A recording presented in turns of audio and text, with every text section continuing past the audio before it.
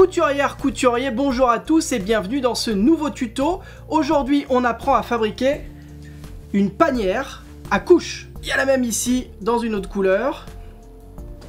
Donc si vous avez des gamins, en gros, vous allez dépenser à peu près 1500 € en couches culottes.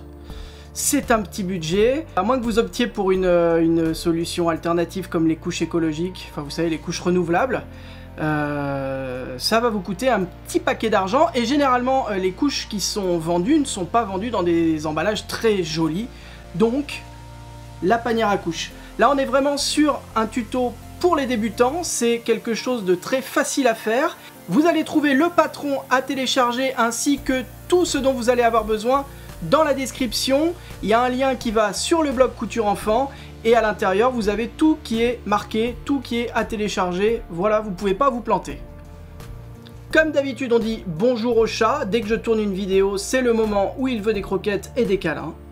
Tu dis bonjour? Non, eh bah tant pis. Allez, c'est parti. Comme d'habitude, on commence par télécharger le patron et à l'imprimer. Donc le téléchargement, c'est sur le blog, le lien est dans la description. Et pour l'imprimer, il faut que vous fassiez attention à ce que les proportions soient à 100%. Il faut que le patron soit imprimé en taille réelle. Voilà, c'est les deux mots-clés qui reviennent généralement dans les logiciels qui servent à l'impression. Taille réelle ou échelle 100%, c'est l'un ou l'autre. Et c'est très important pour que vous ayez les bonnes mesures pour le patron. Vous imprimez les feuilles, il y en a 16 et maintenant le but du jeu ça va être de les assembler comme un puzzle. Sur la première page je vous montre comment sont assemblées les différentes feuilles. Donc pour les assembler c'est très simple, vous posez bord à bord les pointillés, vous faites coïncider les différents traits et vous mettez un morceau de scotch et ensuite il n'y a plus qu'à découper. Je passe très vite sur cette étape parce que c'est quelque chose de relativement... Enfin, c'est pas vraiment de la couture, quoi. Donc, une fois que vous avez assemblé et découpé avec vos ciseaux à papier, vous vous retrouvez avec les 3 pièces du patron. Donc, cette énorme pièce-là qui va être vraiment l'ensemble de la panière. Ce rectangle qui va uniquement nous servir à découper 2 fois du thermocollant. Et ce petit rectangle qui sert également pour du thermocollant et qu'il va falloir couper 2 fois. Le matériel dont on va avoir besoin pour ce tuto. Premièrement, du tissu pour l'extérieur de la panière. Là, vous voyez, j'ai choisi un jean 100% coton. Donc ce tissu que j'appelle tissu principal, il va vous falloir en gros 90 cm sur 70. Si vous ne savez pas trop quel thermocollant acheter, quel tissu prendre pour faire ces panières, tout est dans l'article dans la description et je vous donne des liens pour voir exactement quelles sont les références que j'utilise. Ensuite, le tissu de doublure, le tissu qui se retrouve à l'intérieur et qui est hop, à l'extérieur en haut quand vous retournez la panière.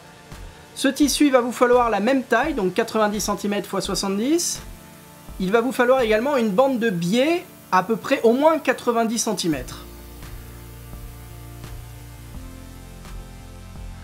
Et il va vous falloir enfin du thermocollant qui va servir en fait à renforcer les côtés de la panière pour éviter qu'elle s'affaisse sur elle-même. Donc le thermocollant, si vous n'en avez jamais vu, c'est ce truc là. Vous voyez qu'il y a un côté un petit peu granuleux qui brille. Ça c'est le côté qui va coller vraiment le côté du tissu. Il est temps de passer à la découpe des tissus. Ça je ne voulais pas filmer, a priori c'est pas très compliqué. Vous mettez votre tissu bien à plat, vous donnez un petit coup de fer, vous posez la pièce de patron dessus, vous épinglez et vous découpez tout autour. Si vous voulez, vous pouvez donner un coup de crayon autour de la pièce du patron, enlever la pièce et découper. Ça c'est vous qui voyez, c'est votre manière de faire. Enfin, au final ça change rien du tout. On découpe dans la grande pièce du patron, une fois dans le tissu principal, une fois dans le tissu de doublure. C'est tout. Ensuite on découpe 2 fois dans chaque pièce de thermocollant. Et ensuite on vient mettre ces pièces de thermocollant sur le tissu principal à l'intérieur. Vous vérifiez bien que la partie collante est en contact avec le tissu, pas dans l'autre sens, parce que sinon vous allez coller votre fer à repasser, et là, bon courage pour enlever ensuite toutes les saloperies. Donc on pose comme ça la pièce de thermocollant sur le tissu principal, on prend son fer à repasser, et sans vapeur, on vient simplement, il faut qu'il soit chaud évidemment, on vient simplement poser le fer sur le thermocollant pendant 8 secondes sans bouger, et ensuite on l'enlève, et la pièce est encollée à cet endroit-ci. Vous faites ça pour les 4 côtés comme ceci.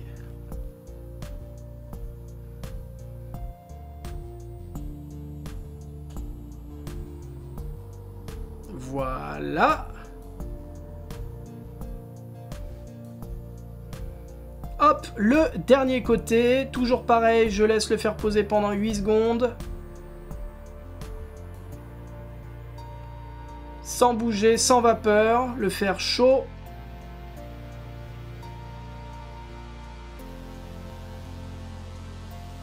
Et voilà, maintenant on laisse un petit peu refroidir, de l'ordre d'une dizaine de minutes, et on passe à la suite. Le tissu principal avec à l'intérieur les morceaux de thermocollant. Le voici, maintenant on va le coudre.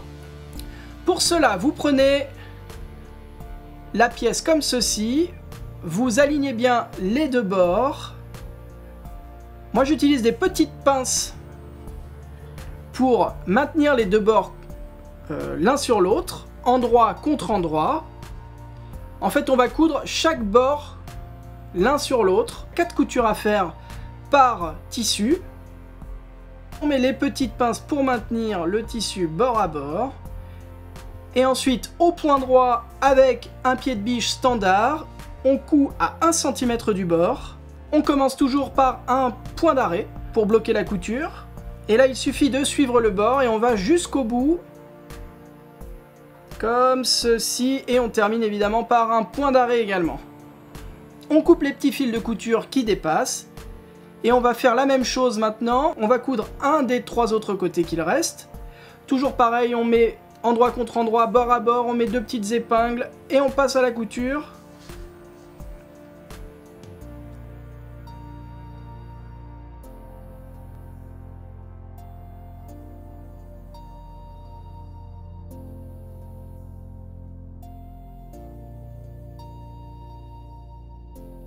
Toujours un point d'arrêt au début et à la fin.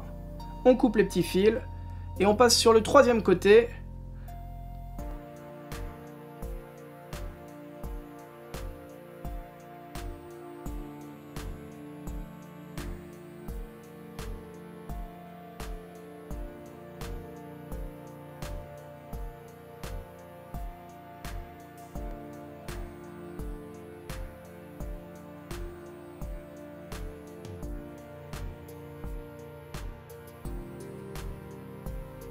Et le dernier côté, même procédure qu'avant.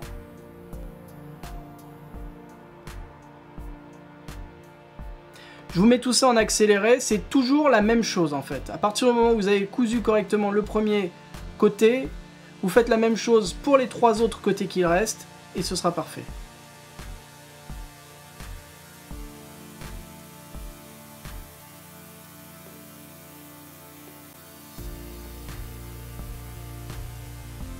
Et on passe à la suite, cette fois on va coudre exactement de la même manière, mais avec l'autre tissu, le tissu de doublure.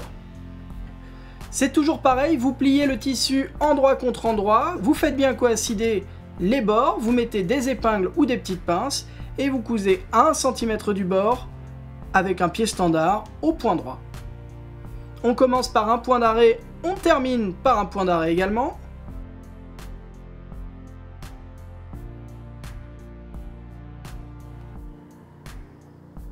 Et on coupe les petits fils de couture qui restent.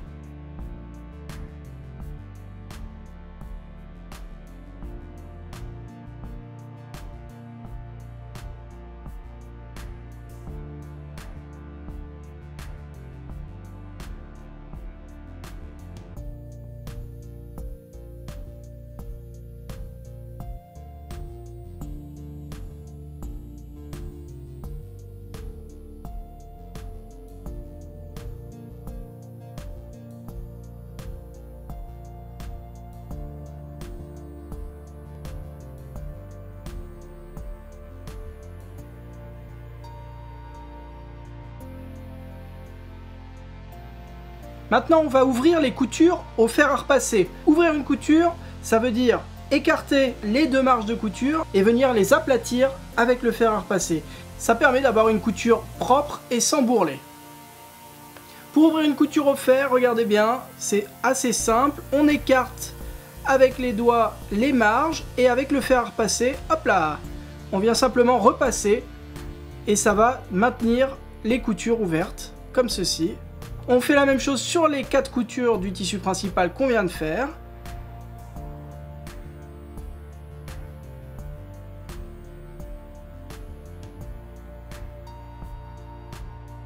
Et idem avec le tissu de doublure, comme ceci.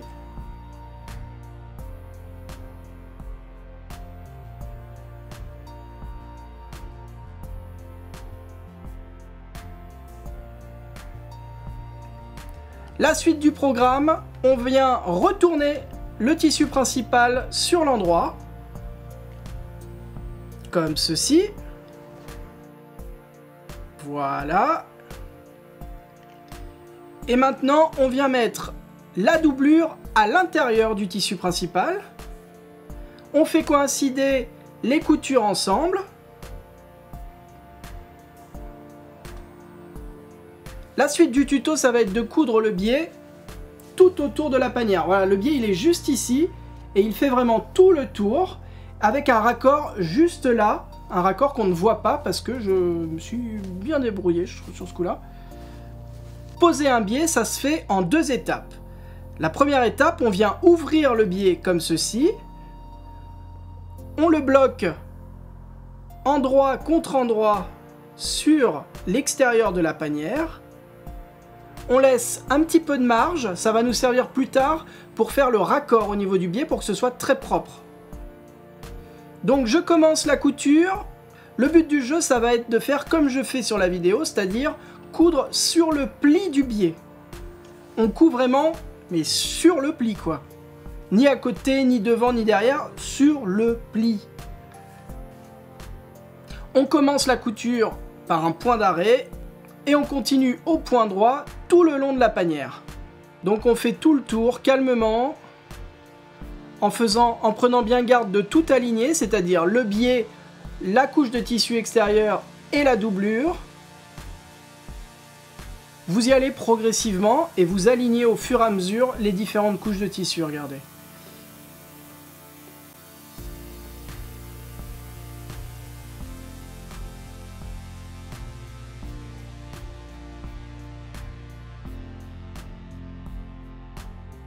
Quand vous arrivez à la fin de la couture, vous allez laisser une dizaine de centimètres avant de rejoindre complètement la couture. Ces 10 cm de mou vont nous servir à parfaitement faire rejoindre le biais et l'assembler de manière propre et discrète. Pour cela, vous faites un point d'arrêt parce qu'on va retirer l'aiguille de la machine, comme ceci. Vous coupez les petits fils qui dépassent.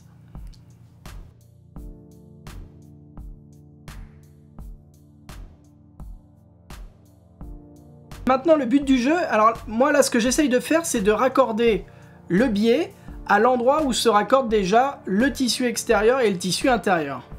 Pour cela, vous allez marquer l'endroit où se rejoint le tissu avec le biais, en faisant un pli et en le marquant un petit peu avec l'ongle. Vous faites la même chose avec l'autre partie du biais, comme ceci. Les deux morceaux de biais doivent se rejoindre parfaitement. Il n'y en a pas un qui chevauche l'autre, ils sont vraiment bord à bord. Vous le marquez avec l'ongle. Voilà. Et le but du jeu maintenant, ça va être d'assembler ces deux morceaux de biais pile à l'endroit où ils se rejoignent. Comme vous avez marqué à l'ongle l'endroit où les deux parties se rejoignent, vous les faites coïncider l'un sur l'autre. Vous mettez une petite épingle avant et après et on va coudre pile à l'endroit où le biais a été marqué. Donc toujours pareil, on fait un point d'arrêt au début, un point d'arrêt à la fin.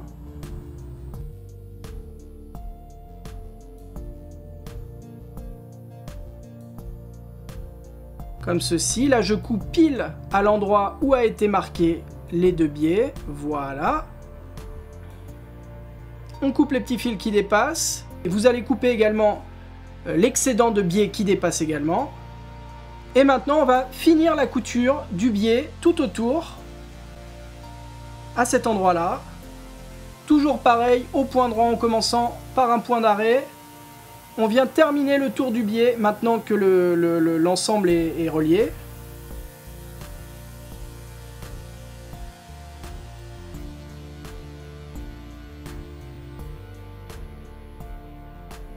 Jusqu'à avoir fait tout le tour du biais. Comme ceci. On coupe les petits fils qui dépassent. Et maintenant, on va retourner le biais sur lui-même. S'il y a beaucoup de matière sous le biais, vous pouvez l'enlever. Enlever l'excédent de matière avec votre ciseau à tissu. Là, c'est un petit peu mon cas. Le tissu de jean que j'utilise est un peu épais. Du coup, pour éviter d'avoir des gros bourrelets sous le biais, hop, je coupe ce qui dépasse avec le ciseau à tissu. Comme ceci. Il ne faut pas trop non plus retirer de matière parce que sinon votre biais va être à moitié vide, ça va être étrange. Et ensuite, vous rabattez le biais sur lui-même. Voilà. Et pour faire la couture du biais, vraiment la couture définitive, on va retourner la panière. Le but du jeu, ça va être de coudre sur le biais au plus près du bord, mais pas trop non plus. On rabat le biais sur lui-même, vous voyez que ça va cacher la couture qu'on a fait juste avant.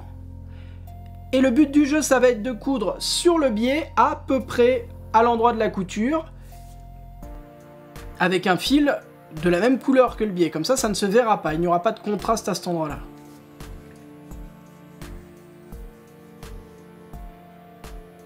On met des petites épingles tout autour.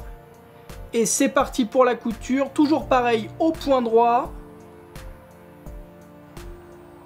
On commence par un point d'arrêt.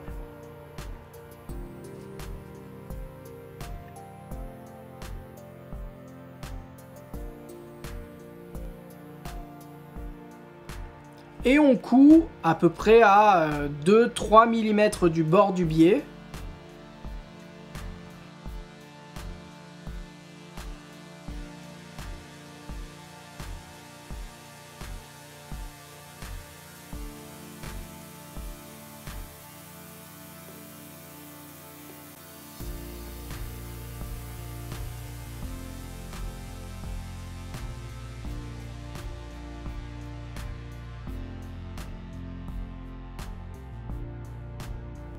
Une fois que vous avez fait le tour et que vous rejoignez du coup le début de la couture, vous finissez par un point d'arrêt, vous retirez les petits fils de couture qui dépassent et ma foi, on a terminé. Et voilà, le tuto est terminé. On retourne à nouveau la panière sur l'endroit. Vous faites un petit comme ça, un petit revers et il ne vous reste plus qu'à le garnir de couches.